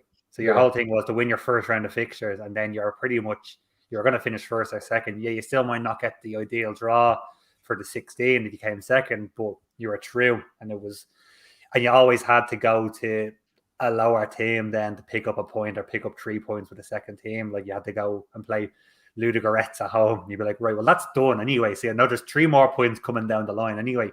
Yeah. It's more aimed for those. As I said, those lower teams gives them a better chance of getting in, is where the value is going to sit, with the likes of, obviously Dundalk and Rovers haven't got Champions League standard yet. They've managed to be stopped around before. It's going to be the same in the Europa League. It's the same format.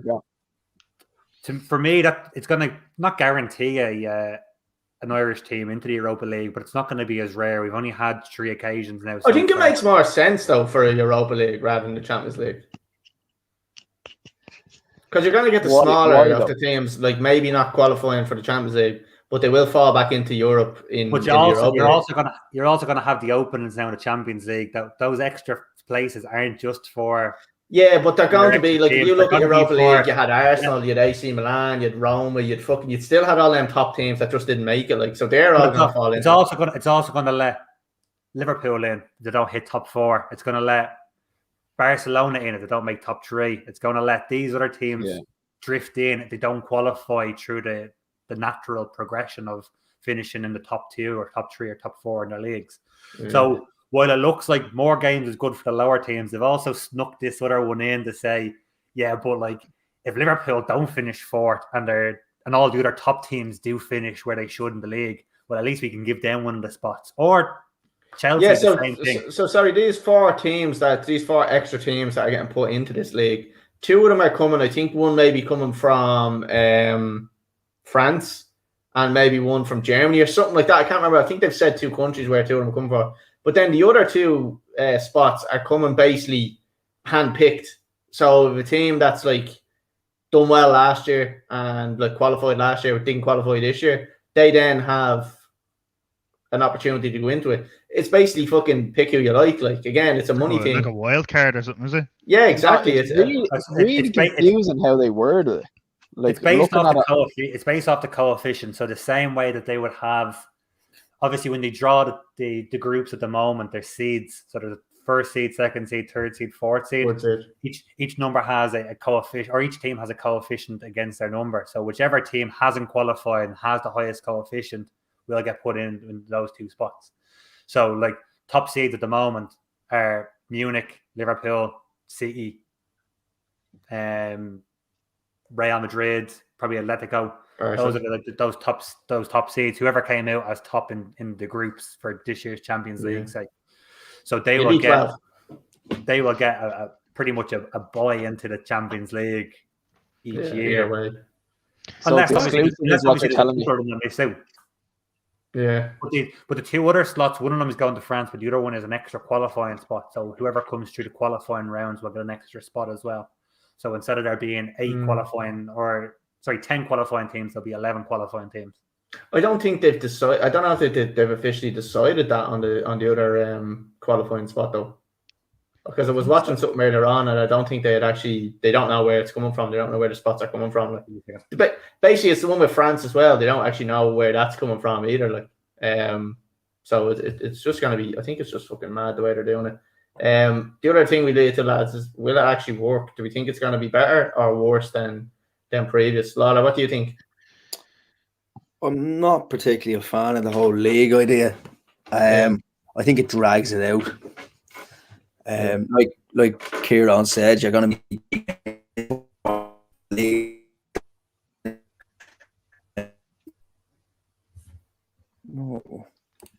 Good point. Yeah. I thought everybody went there. Go ahead. I don't particularly like the group stage of the Champions League as it is. I think it's too long. Yeah. At the moment, anyway. But yeah, no, I'm like this whole change of format. The only difference between that and the European Super League is there's actually an extra league, and you actually have to qualify for the thing on merit, and you're not guaranteed billions of money every single year, regardless of how you play. Exactly. I will argue that point. We're going to get into the Super League in a few minutes, so we'll move on from. I don't think it'll work. I don't think it'll work. I don't think it'll. You're asking people. You're really asking people to grasp their attention every week, midweek, to watch a lot of Champions League games. Will the quality drop because of that extra team? I wouldn't have personally wanted to increase the number of teams. I think that's going to drop the standard. Like, right, Chris, what do you reckon? Yeah, similar enough to Lawler. I'm not a huge fan of the idea of it. Now, something I'm just thinking of is that maybe it's just the timing of it because of COVID and because of how much football we've been seeing lately. maybe that's influenced us not wanting to see so many matches. I think that maybe if they'd have waited another year or two until a regular football schedule was back running, and then introduced the fact that like maybe being able to see like big European matches a little bit more frequently, we probably would have been more receptive to it. Yeah. But personally, I'm kind of just like, if it's not broke, don't fix it. Like, I didn't see anything wrong with the format that we currently have. So and it's like that. One of the things they've been harping on about the Super League is that like, why introduce this new way? Football has been this way for years and all this crap. But yeah, on the other hand, they're trying to change. I know there's very different reasons and different ways they're changing it, but why change the format of the Champions League when it's the biggest football tournament outside of the World Cup? Yeah. So exactly, I just don't get the reason for it, like, to be honest. Yeah. Right, lads, look, we're going to move on to the next question, which is a bit of a wild one here. I like it though. You get to have one meal with 3 footballers. Who are you having and why? Not John Terry. He'd be upstairs with me, missus. Shut your face, you won't. That's the safest place to have him. Is at your table, so you know where he is. I'll just go on the toilet, mate. You'd be gone for half an hour. Same with gigs, is it? Connor. Oh, don't come to me first. Oh, I know, lads. I maybe should have given you this a little bit earlier, but I wanted to just surprise because I wanted a shit answer. So, Connor, alive or dead? Alive or dead? Anything. I don't care. It would make you if they were dead. Yeah, like you're not going to get many laughs out of them if they're dead. Like, it might be hard to keep them sitting up on the seat. Like, but no, but you know what I mean. Past players. Yeah, past players and stuff like that. Yeah. So I 100% know that Lawler's not even thinking of anybody that's dead at the moment. I am 100% thinking of one person dead. I want to go to make it like as awkward as possible tonight. So I'm going to go with George Best for the stories. Yes. I want Paul Gascoigne for the stories. And to make things really awkward, I want Dion Dublin there as well, just to see how he reacts to the other two. So they're the 3 that I want. War, who'd you have? I'd probably go for Reese Ruddock, or is it Razor Ruddock? Yeah, Razor Ruddock. Razor Ruddock. I thought that's what his first name was. Reese Ruddock plays rugby, doesn't he? I don't know. I'd probably go Roy Keane then. And then the third... I'm going to go really odd here, but I'd say he'd look at Keane and wouldn't know what's going on. Zola. I'd say he's a bit... You can understand them, maybe. Yeah, exactly. Can you imagine the Italian head on Zola just looking at him? Chris, who are you going with? Sorry, Chris, before I start there, we do have a good comment in there from Dark Knight, but I will show it in the next kind of when we move on to talking about the ESL. So, because it's an interesting kind of EFL. I said ESL. I thought you said EFL. My bad. You thought wrong, Chris. Jesus. The first player that came to my mind was Patrice Evra. I just think he'd be good crack. Based on his social media and all, I think he'd be good crack. Flores beside him, do you? I had considered it, but I don't want to ruin me even. I think Paul Gascoigne is a great show just because of the stories he'd be able to tell you. And then I think Roy Keane as well, just for the dry sense of humour. He'd be a good mixture between the other two lads. Like, yeah. Lala, who would you have? Like my first thought was Georgie Best and Paul Gascoigne for an absolutely, you need your stomach pumped. Like, imagine, definitely someone's ending up in the hospital there. Like, my one is going to be Dion Dublin. Yeah, like if you're thinking kind of more modern, like, and kind of very current, I'd absolutely love to be out for a couple of points with Micah Richards and Roy Keane, just because the absolute banter that they have is quality at the moment. But I'm going to go with Keane. That dry sense of humour just sits well with me. That's class. I go with Georgie Best as well, and I'm gonna have to go with Paul Gascoigne. So I've kind of picked that similar to the lads. I'm obviously gonna have John Terry there because I want course, to yeah. just Yeah. I just have to. Yeah. There's so much I want to talk to him about. Sarah locked in the room. So it's really. I've got two footballers there, oh boy. I can talk to Lampard and see how he's feeling about getting sacked, but no, I'd mix it up a little bit. Like if I want banter, like I know we see a lot of them, but Jimmy Bullard wouldn't be a bad shout for a Great few shout, giggles. yeah. Like, so I'll probably throw Bullard in there. Roy Keane, I think, would be funny with Bullard, just to kind of put him back in his place a little bit. It'd be very funny to watch him, like, and I can imagine kind of the looks he'd be giving him, like. Yeah, I think I didn't even think about it. I knew this question was coming up and I didn't even think about it. I'm gonna say John Terry, Bullard. Oh, do I go with Peter Crouch instead? I was just about to say Peter Crouch would be a bad shout either. Like, Crouch, no, I'd say Robbie Keane or Andy Reid on the old guitar be some crack, like. Oh, yeah. There for the session afterwards. I like that. Yeah, I mean, you could go if you're going karaoke night after, you'd be having Robbie Keane on all day. No, I'm gonna go with Terry, Bullard, and Crouchy. I just love the podcast and all, and I love the banter he brings. I just think that's more my style. I'd rather just have the laugh, like. Maybe when he does the question next week, he'll be saying he wants dinner with Collie Coleman. Yeah, exactly. Yeah, lads, we're moving on to the Super League. So this is kind of what we wanted to kind of chat about. Just before we start, I'll bring up that comment from Dark Knight. So it would have been interesting if we gave the ESL a chance. Let's face it, nobody is rushing home to watch Nice versus Wolfsburg. Agree or disagree? 100% agree. Nobody gives a rat's about that. It's always them kind of bigger games of the groups that you kind of look forward to when the bottom two teams play against each other. You've obviously got the other two playing, but it's just he makes a valid point. What you're all for the ESL? You're kind of same kind of thoughts of Dark Knight there. So tell me why you'd be interested. I know Lawler is a complete against her. So it'd be interesting to see. I haven't even started talking yet. So go through. Chris is pretty much for it as well. So. Talk to me, Walter, about how mercenaries paired them. talk to me what you'd like to see and what do you reckon it would do for the game? Like, I think the format of it is more interesting. I think the teams in it. So I know it's not a perfect idea the way it was announced. I think the idea of it is feasible. Yeah. Sorry, I'm just looking at Graham and I just can't stop laughing. He's fucking bullet. Like if you think about it, it's a 20-team tournament. 15 of them are exclusive, right? We'll call it exclusive for now because they haven't said it. And then 5 teams would qualify for it. 5 different teams would qualify for it each and every year.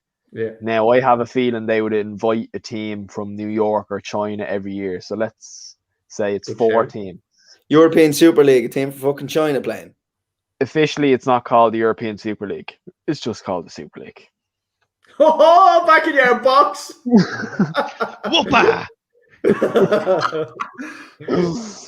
So going off that, I think, and if you had a criteria where, say, Tottenham or Arsenal, who probably don't deserve to be in a tournament like that every year or guaranteed it, if they finish in the bottom 3 of the tournament every year, they get removed and someone else comes in with a higher coefficient. Because the idea of it is it's 20 teams to go into 2 different groups of 10, and they all play each other. Now, it's not said whether they play each other twice or 3 times. Yeah, it's very up in the air. Like. It was home and away. It was home and away for Oldham. Was it? So that's what? Your own league. Yeah. So that's what? 9 games. So that's 18 games. Yeah. And then you have your top 3 in each group go into the quarterfinal. And then 4th and 5th go into a playoff against one another for the last spot. So that, but people were arguing that, as soon as you lose 3 games, you're not going to be in it. But the fact is, like, if you're playing Liverpool one week and Real Madrid the next week or in a few weeks' time, because at the end of the day, teams are going to be taking points off each other because they're at such a high level. And I think 3 points will go a long way from being 7th to 5th. So I do think it'll be interesting. And because it's a smaller league compared to the new format, it will get interesting quicker. Yeah. And Because it's a lot harder to make up points that you don't get. Yeah, exactly. But then people were giving out that say, oh, they're going to play a second team in the Premier League, or they're going to be removed from the Premier League. But that wasn't the idea of it. The idea of it was to be a different Champions League. And it's not on every week. It's on every few weeks, like what the Champions League is. It starts earlier. It starts back in August, and it'll run right the way through. So the idea of it is interesting and exciting. If they had it that if you perform poorly in it for the next few years and got removed and other teams could come in, that blocks the exclusiveness of it. All the founding clubs were signed up for 6 years. As all of them were. I understand that. They can't be removed or relegated. Yeah, Connor, I understand that, but I'm not saying that the idea was perfect starting off. What I'm saying is the concept of it is a good one. And if you have things in place that remove some of them things, because literally we heard about it on Sunday and it was kicked out by Tuesday. We never really got a chance to get a breakdown of it, if you get me. So the concept of a European league is a good idea. Well, that's just the fucking Champions League. Yeah, if it replaces the Champions League, that's so what it was so a for. league that is the Champions League that replaces it. You're saying like there was good aspects of it, but maybe that the team should change each year. So like the Champions League. So basically, you're saying maybe reduce the number of teams in the Champions League. Yeah, but it's more elite league, I think. Yeah, get rid of all the shit teams. I know. For like the last couple of minutes there, I'm trying to find out. He's writing loads down. I was actually trying to find out why the European Super League is not the European Super League, is not European. Apart from the Wikipedia page, I can't find anything that says that. Well, if you look at it, if you look at the announcement, it's called it's the Super League, commonly known as the European Super League. Commonly known, so it's not its name. To be for teams to participate by the teams participating in this league are 20 European teams, not Portland Timbers, because nobody wants to see Liam Ridgewell playing against anybody. I'd like to see Inter Miami in it. I thought it was a joke when I did. I thought it was ridiculous. So are you arguing with me that the fact that I'm not calling it the European Super League? No, I was just throwing that in there. The fact that you called him out in the water without no basis of it, I think that's where he's pointing at. Yeah, okay. I wanted to know the basis. But out of everything that Water said, the only thing that you're actually arguing is what he called it. No, I don't think it was a good idea. What I was arguing there was he says he likes the concept of the idea, but maybe that the teams should alternate each year. But that's just the Champions League.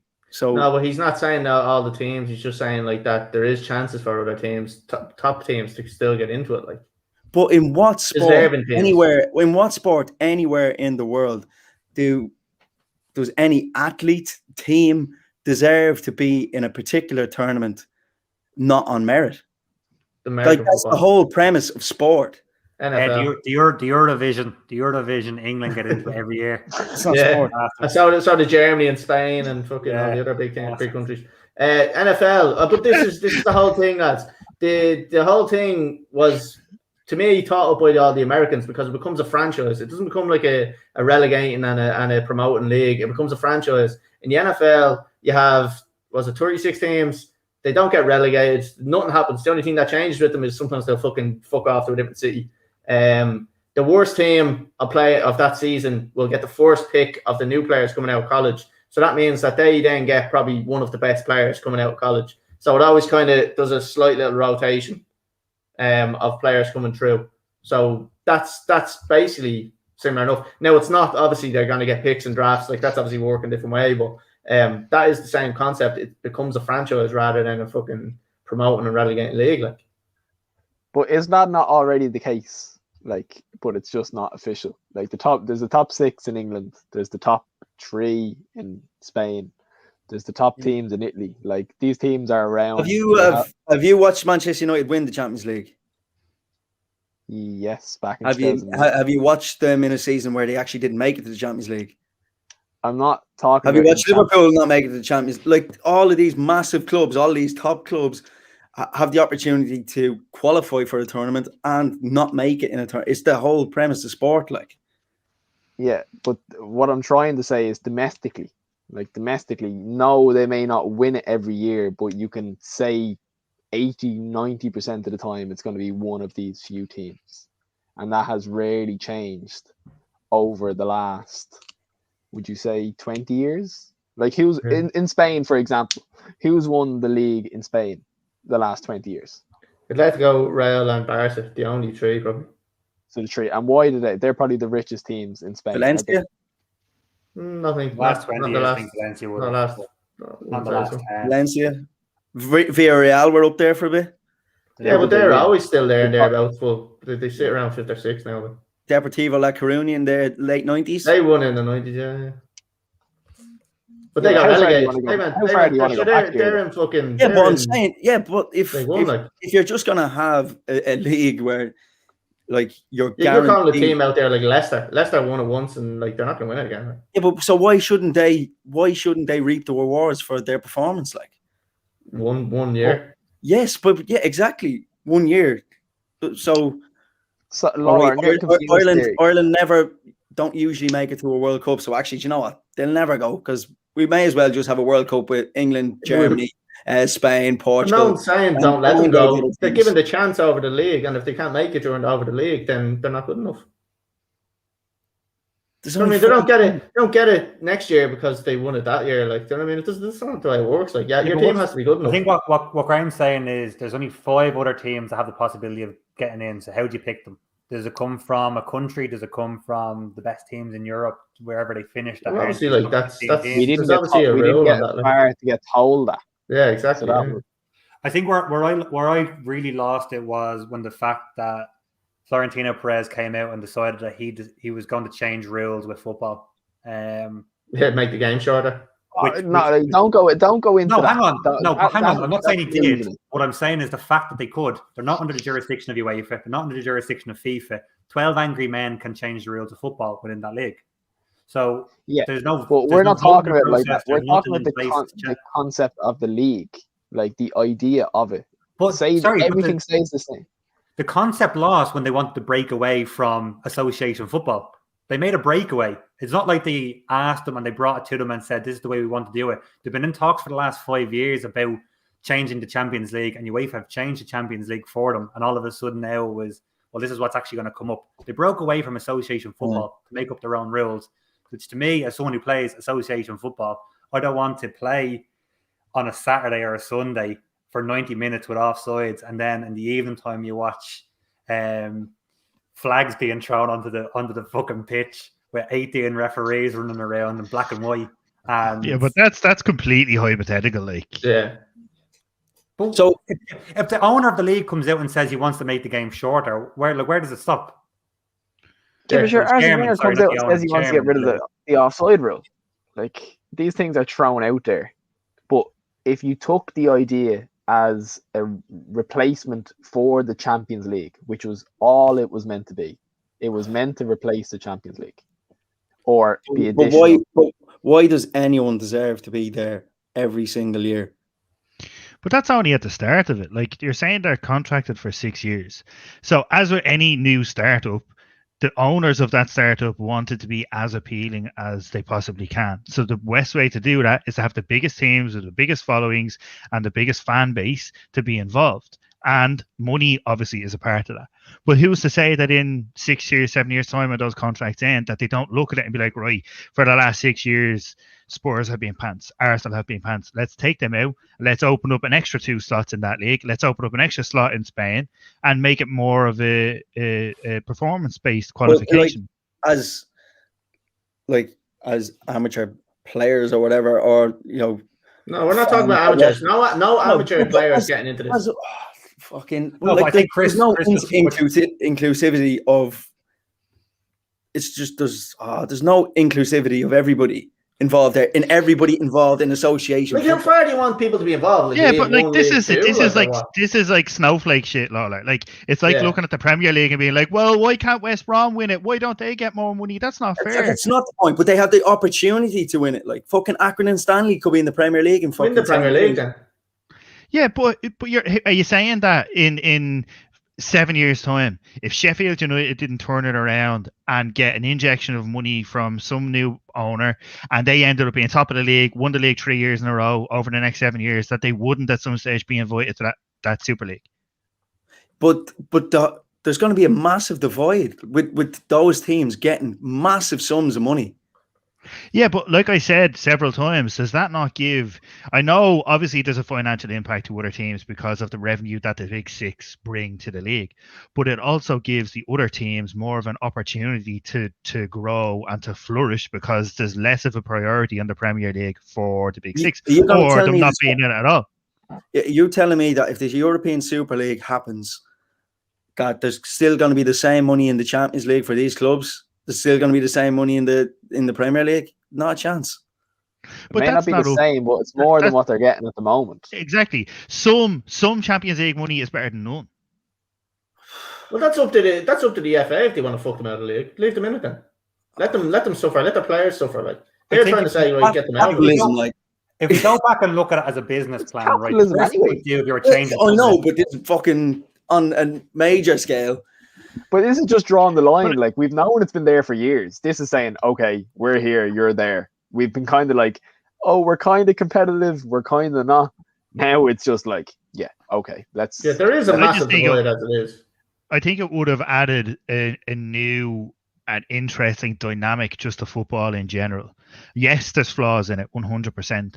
But I think that the dynamic it would have created in everything, in obviously leagues, in championships, or in cup games, in transfers, in wages, in sponsorships. I just think that the dynamic would have, like, if you think of like the considerations that we were looking at were like, if these teams go into this new Super League, they could potentially be thrown out of their domestic league. They might not be. The players who play in these leagues might not be eligible to play for their nations. If you think about those considerations and you take somebody like Mbappe, for example, he's at a team that isn't going to play in that league. So he's safe. He's able to continue playing for France. But what if he wanted to leave and join a Premier League team? He has to then make the consideration that if I go to United, I'm not going to be able to play for France anymore. So, but then if you look at the likes of Haaland, maybe he's looking at it and be like, I'm never going to win it with Norway, so why do I give a fuck? Maybe, yeah, obviously it counts to people on a personal level. They want to play and represent their countries. But somebody like Haaland, if you're like, right, I have the chance to keep playing in Dortmund and represent Norway, but earn whatever I'm earning now at the moment, or I could move to United, not play, or City or whoever, not play for Norway, but earn a fucking £1 million a week. Like, exactly. that's very hard. That's one thing that people aren't considering as well, is the wages for them players playing for them clubs is going to be massive. Does that not ruin it for fans if that's all players are considered about, is earning £1 million? That's what it is now, Lola. That's what it is now. Players don't give a fuck about the game anymore. I just go back to, though, if you're basing this off a business and a business plan, you do market research and you ask fans if this is what they want. They obviously released it without asking fans, and 95% of fans came back and said no. That's why it got crushed so quickly. As I said, I think if they would have drip fed this idea over 2 years, 3 years, 4 years, as opposed to springing it on supporters on a Sunday afternoon, they probably would have done better with it. But if did you see, like, Flores, they were never going to be able just to say this is going to happen and this is going to happen in August, and people are going to accept it. Did you see Florentino Perez's interview? I think it was today. Maybe he was on some radio show or whatever it was. It was on Tuesday, was it not? Or his first one, or the one since? No, there's a new one since then, where basically he said that they've been in talks about this for 3 years, and that he was like basically saying, "Oh, don't worry about what the Premier League teams are saying. They're actually really interested in it still, despite what they're saying publicly." And he basically said that it's still happening. It's on standby, but it's still happening. The whole league. Yeah, he said and it's not there. The Barcelona coach came out and said pretty much the same thing as well, that they're still in for it. Go on. I Sorry, Two just, teams left. just a comment in here from the Dark Knight again. My view on the whole thing was Sky/BT and UEFA already have a monopoly on European football, and it was not in their interest to give it a go. That is a fact. Oh, 100%. They're not wrong. They're not I'm not right denying either. that. No, it's the devil you know rather than the devil you don't. Do you know? Well, the devil we know is being ruined by VAR, by fucking poor refereeing, by all this new shit that's coming in. Like, why not give it a go? Like, why not? Although UEFA and FIFA have a massive monopoly over everything, there is still an equal opportunity for any team to grow and end up playing in one of these tournaments. Is there though? That's been taken away. Now, can you just wait for a second, right? Like You're hard. What about? Can I finish? What about another Champions League that's slightly higher? Okay. Oh, right. Run!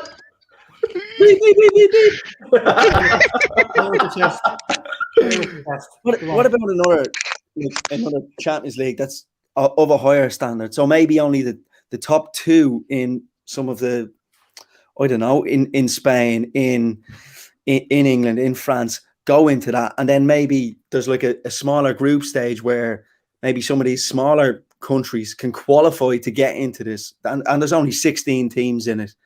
They play 4 groups, but everyone still has an equal opportunity to get into it, not where it's a closed circuit. Yeah, but like if there is still opportunity for teams to get there, you just have to be a big team or a good team. Fucking not, Collie. There's fucking not. There's no chance of like who are you worried about, right? So like if I'm asking you in the Premier League, who are you worried about? You worried about West Ham, Leicester, or are you worried about League One, like fucking Colchester and all them? All the clubs. Why? But no, like the money that these clubs get, massive. So the divide becomes even greater in the Premier League because of the money, the billions that Arsenal, the Spurs, the 6 Premier League clubs are getting. Those 6 Premier League clubs, yes, there's a divide already.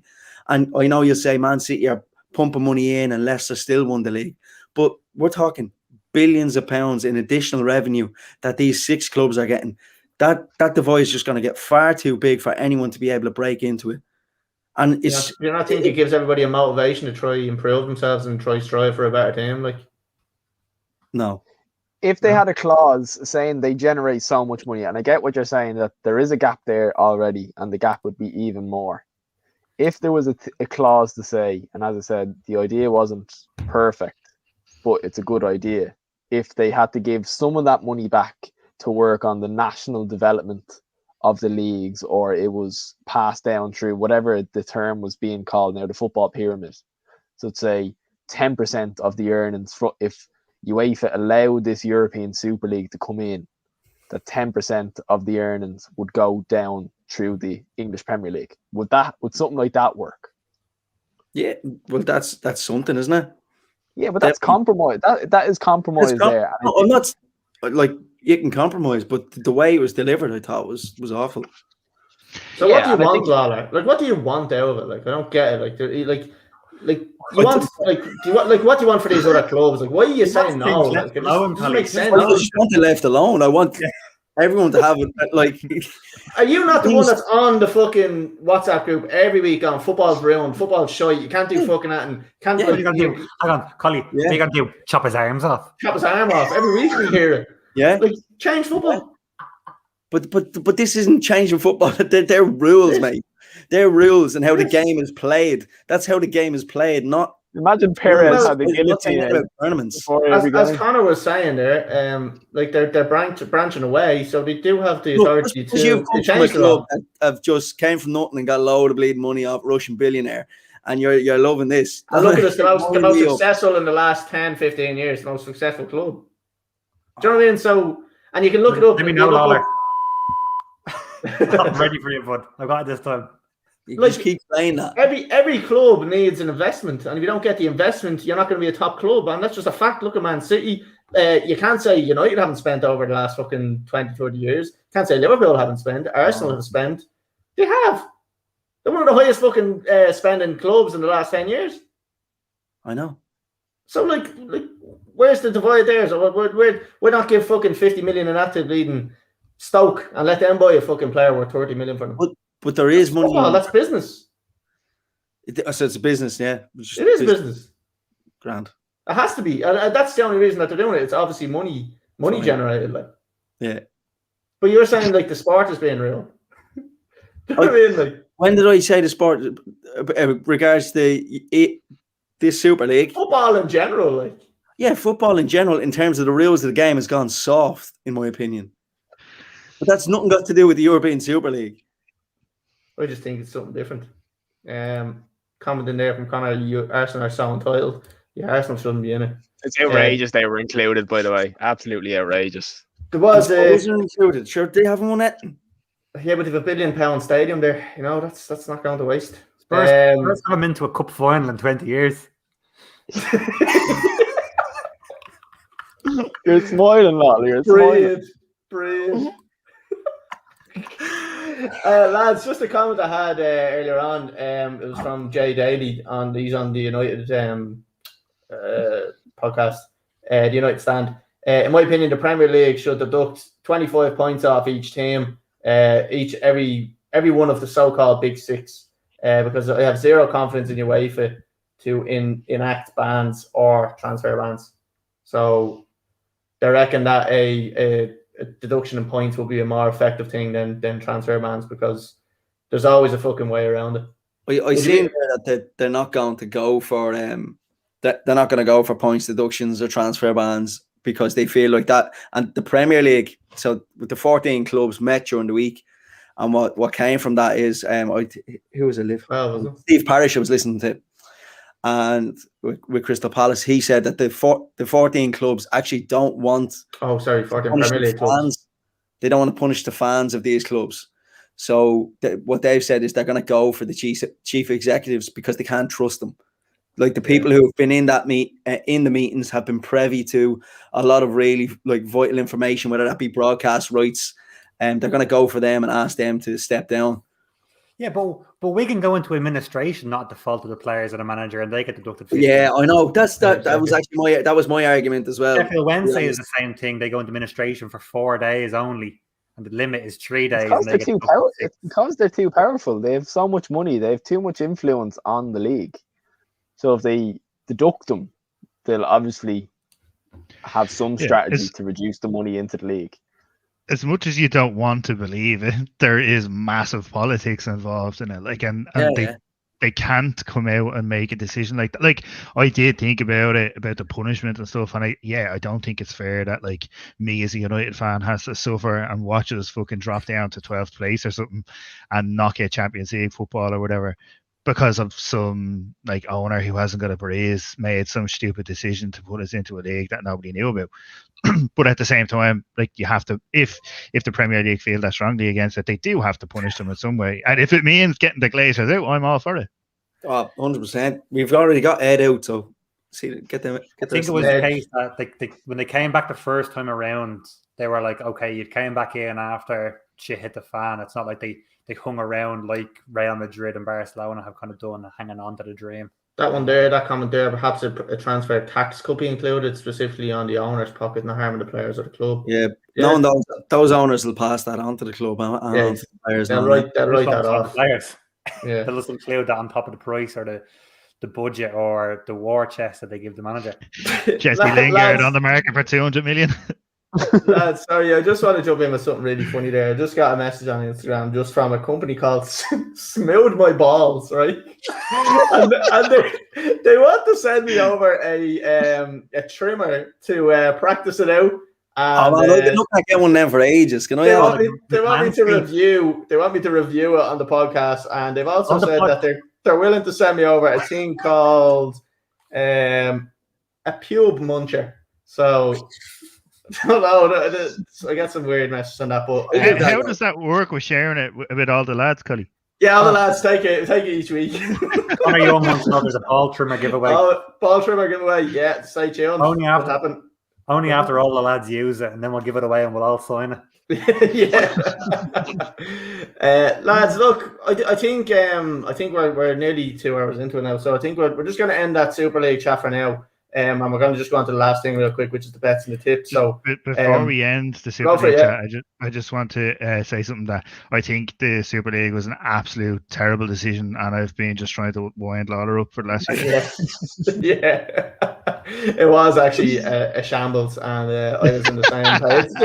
And this again has been an absolute wind up for Lawler because we knew he was going to absolutely trigger it. He hasn't said any bad language, so this is well getting clipped and put up onto the.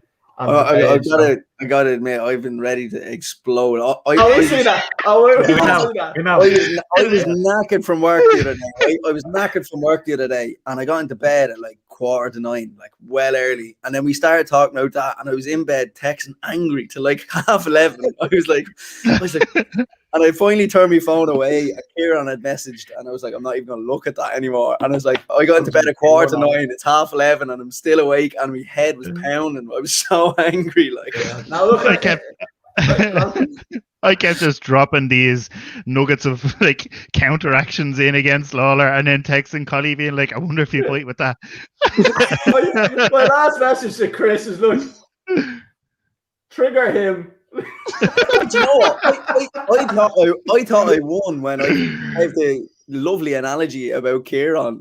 Oh my God, that was so funny. Yeah, it was so good. Sorry, you can't come here. You're from Tala. You scored. No, but look, lads, it is still something I think that's not actually gone away. Like, I do slightly believe in Paris that might actually be sitting in the back burner, and although like it might be something that's not going to go exactly like that, I wouldn't be surprised. Like, it is a shambles. Like, and look, I know I was kind of wind the Lawler up a little bit there, but like the game is going the way of business and money, and I've been saying it for the last 15 years. Football is going to the dogs because all these fucking billionaires, American billionaires, coming over, absolutely ruining the game. It's embarrassing. Like I think I read a thing today where one of the top six, I can't remember who it was, but it was actually at a game and had to ask someone what color they were wearing, what color jersey they were wearing. The fucking owner of the company of the team didn't even know what fucking color jersey their team wore. So for me to like, and that's, to be honest with you, that is why. And lads, I know you're getting me fucking stick about what I was saying. There's no way Roman Abramovich was signing up for this because he's at every fucking game right now. Obviously, he's had a few issues with getting into the country lately, but he is a very passionate person about the club. And what? Bruce Buck. Yeah, Bruce Buck, again, another American. So that's where it's all coming from. And apparently there is talk that Abramovich could be sacking Buck now over this. So just one more comment before we move on, lads. Look at Germany, fan-owned club systems, corporate government. I think the UK could incorporate this system and it would suit and be very successful. Again, going back to Chelsea, lads, I actually do think there was a thing I was seeing where the Chelsea pitch apparently is owned by the Chelsea Trust Fund or Trust Fund or something like that. So it's actually the fans or something that own the name of Chelsea and own the pitch. And apparently they lease it out to the club. So they wouldn't have been able to use that pitch anyway. So they definitely don't buy the players anyway. That's what I've read. So lads, we're going to move on to the final part of the show again, which is... Oh yeah. The betting section. Lads, before I do go into that, I did say I was going to give a €20 free bet away, and I've forgotten about it already. But I do have a thing here that I'm going to just share it, do it really quick. What's this €20 free bet for, Collie? Because I did say that if people voted on the voted for who? Ultimate team. Voted or specifically? Voted. Just voted. You know, people were very entitled. I didn't press that button for them. That was up to them. I was offering a €20 guys to beat Chris. So I'm doing a random generator here, lads, because I've got I think 73 votes on my one. So I'm not going to go through a name. Comment out, Collie. Fucking 74. Hold on a second. I'm going to do this, and I'll go back to it. So lads, what I'm going to do is I'm going to click this 3 times. 1, 2, 3, just to make sure there's no messing. I'm going to go to 1 to 73. I'm going to click this once, and then that is going to be the winner. So let me just pull up the names first. So I have them here. So bang, number 67. So that's handy. I can go down to the very end. Oh, so close to 69. And go up to what? 6, 1, 2, 3, 4, 5, 6. Darren McGlennon. Darren McGlennon. You have won the €20 free bet. I don't know how to say her name, so we'll get Glennon, I'd say. Mac Glennon. Yeah, Mac Glennon. Sorry, yeah, Darren McGlennon. Sorry, I made a balls of that. I read his username rather than his actual name. So he's won the €20 free bet. So lads, we're going on to the. Oh, so you want me to look at this, lads? My mum came into my room and thought I was watching gay porn from the sound. That sounded not funny. Oh yeah. Nothing wrong with that. Oh, nothing wrong with that. Don't worry, Connor. Right, lads. Connor, have you got any bets done up for me? I've just got 2. Okay, go for it. I've got 3 draws. All Prem stuff today. So the 3 draws, 50-1. I've done West Ham, Chelsea to draw, Sheffield, Brighton to draw, and Villa, West Brom to draw. Okay, and go on, you may as well give us your other one. The other one is a fourfold. Pays back at 10-1. It's the banker. And I've done Wolves to beat Burnley, United to beat Leeds, Leicester to beat Palace, and Arsenal to beat Everton. Okay. Lads, have you got that done? What I know you usually do one big mad one there. Have you done that this week? Oh yeah, 12 throw-ins, 3 corners, 3 red cards, all in the first 10 minutes. 1,000-1 of all the games. Chris, have you got that done up? No, I haven't done anything because the accumulators have been absolutely shy for me lately. So I'm going to just wait and do a couple of specials maybe on 1 or 2 of the games before they kick off. It's definitely kind of the best value at the moment, isn't it? It's very hard to win a kind of accumulator. Paddy, who was on every week and is adamant that he's doing is 10 to 1,000 challenge, has sent me across his best. So he's gone with Bruno Fernandes. This is a mad one again. Like he's going for it all. Like, you know, he's gone with Bruno Fernandes to score first and United to win 3-1. 66-1. It's a scorecast. I mean, if he's not doing it the way I would do it, I'd like to build it up slowly if it's going to be like a little challenge. And I have actually started it as well. So I will pull my bets up here, lads. So give us 1 second there. But yeah, it's been a lot kind of harder to win an accumulator recently. I think the specials, like you were saying there, Chris, is a lot easier to win. There's a lot more value in it, I think, with the looks of some of the. Like I know Skybet do a shot on target before kind of the match starts, and it's usually like evens and stuff like that. So sorry guys, I'm just trying to stall a little bit there because we fucking Skybet's not loading. Yeah, we noticed.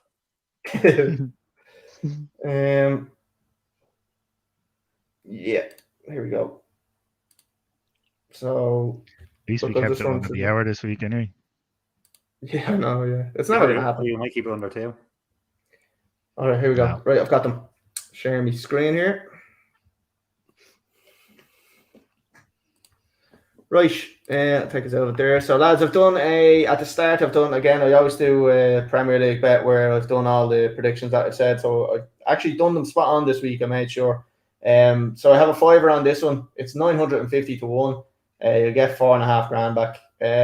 Everton to draw with Arsenal, Liverpool to beat Newcastle, Chelsea and West Ham to draw, Brighton to beat Sheffield United, Burnley to beat Wolves, United to beat Leeds, Villa and West Brom to draw, and Leicester to beat Palace. So again, a couple of draws in there, but good value. So I've then thrown a couple of random ones on. So I've gone with this one here, a tenfold, 872-1. I've £3 on it. I'll get back 260. So I've gone with Bournemouth to beat Brentford. I've gone with Barnsley to beat Rotherham, Coventry to beat Preston, Watford to beat Millwall, Blackpool to beat Shrewsbury, Cambridge to beat Stevenage, Cambridge top of the league. I don't know why they're evens. Cheltenham to beat Colchester 3-5, Oldham to beat Grimsby 5-4, Port Vale to beat Bradford. Port Vale won like the last 5 or 6 in a row, so good price. And Tranmere to beat Barrow. So that's a decent bet, lads. That's probably the bet of the week for me. This is my 10 to 1,000 challenge. So I've gone with Liverpool, Cambridge, and Besiktas to win. Again, I've only, like I said, it's going to be a challenge, so I'm going to try build it up slowly each week. Do maybe one or two to ones. Once I get the first one off the bat, I'll be happy out kind of reducing the odds. Kick off on Saturday. Yeah, I know, and I said it after about 2 weeks ago. I done fucking, I think it was Chelsea, and I was like, was it Tottenham? City and all your bets. think it was City. Yeah, City, and then they fucking ended up losing or drawing. They lost against Leeds. So 3-1, lads. That'll get me back 33.33 euro. So that'll be gone on the next bet if that wins. So then I've done a 9-fold. So I've thrown £2 on this, 318-1. Liverpool to beat Newcastle. Wolfsburg and Dortmund to draw. Barnsley to beat Rotherham. Sunderland to beat Accrington. Wigan to beat Burton. Cheltenham to beat Colchester. Port Vale to beat Bradford. Torquay to beat Notts County. And Real Madrid to beat Besiktas. That's actually not a bad one, lads. I actually looked down. I've done a 4-fold draw. So I've gone with £3 on it, 125-1. Blackburn, Huddersfield to draw. Derby and Birmingham to draw. QPR and Norwich to draw. And Doncaster and Fleetwood to draw. And then I've done a quick €1 one as well to finish it off. Both teams to score, 7-fold and to win. So I've gone with Watford to beat Millwall, both teams to score. I've gone with Sunderland to beat Accrington, both teams to score. Port Vale to beat Bradford, both teams to score. Torquay to beat Notts County, both teams to score. PSG to beat Metz, both teams to score. And Chelsea and West Ham to draw, both teams to score. And Real Madrid to beat Real Betis, both teams to score. So that's what I've got this week. Hopefully one of them comes in or gets closer, get a nice cash out from it. For anyone that's listening on Spotify, you can get all them bets. You can see them all again on YouTube, and there's a visual on them. So if you are interested in seeing them. Real Madrid to beat Besiktas, did I hear you correctly? Or yeah, you've been smoking too much crack, Connor.